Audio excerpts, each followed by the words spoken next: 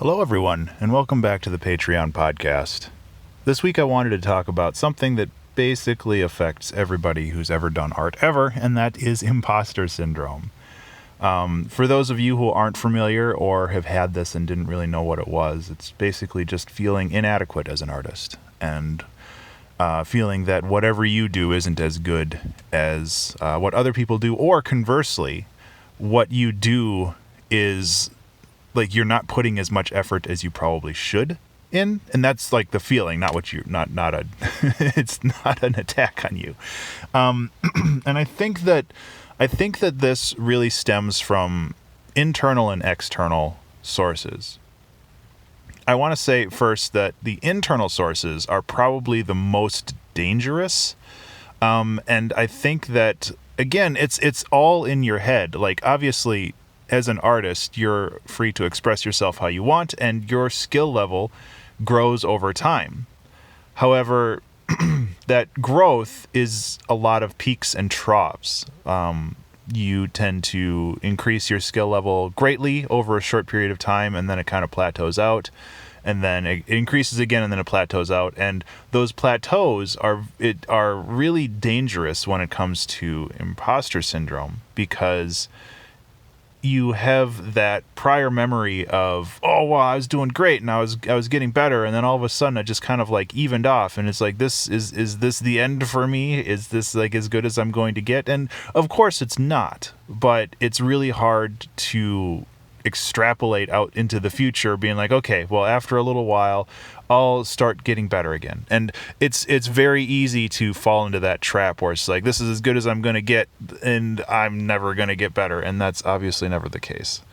And then there's external sources. And this primarily comes from social media these days, because it's so easy to see everybody's finished product.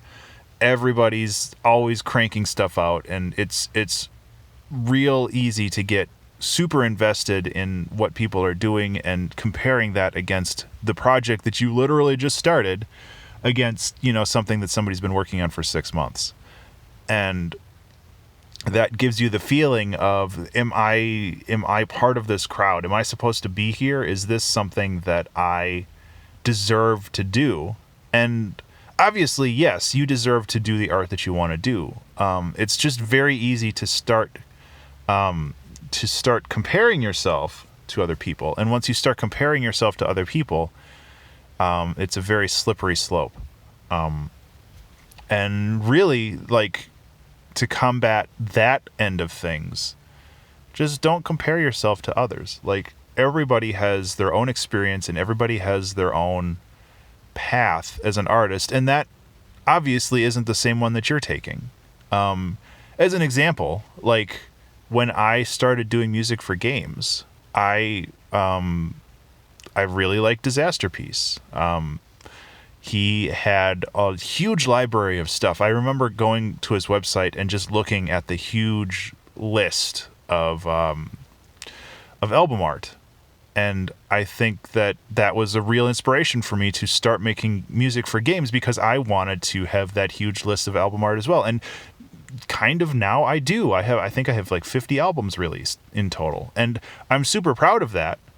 And obviously Disasterpiece got me there to some degree as inspiration, but like, I tried not to compare myself to the music that he made, because I know that that's an incredibly slippery slope. And it's something that, where if I started comparing myself to like the music of Fez, which is like one of the most instrumental indie games of the 2010s or 2000s, I can't remember when that came out.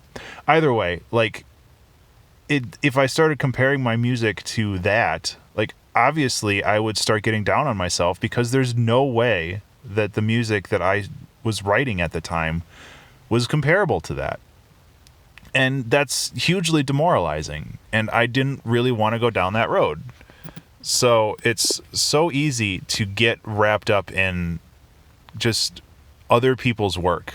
And if you do get wrapped up in other people's work, your work is going to suffer because of it. Like, sometimes you can see other people's art and be super inspired, and that's awesome. But it's also equally possible that you see somebody's work and get incredibly demoralized. And that is usually what imposter syndrome is. Another way to combat it is just to focus on yourself more and not worry as much about how other people think. I mean, that sounds real easy to do, but obviously it's not.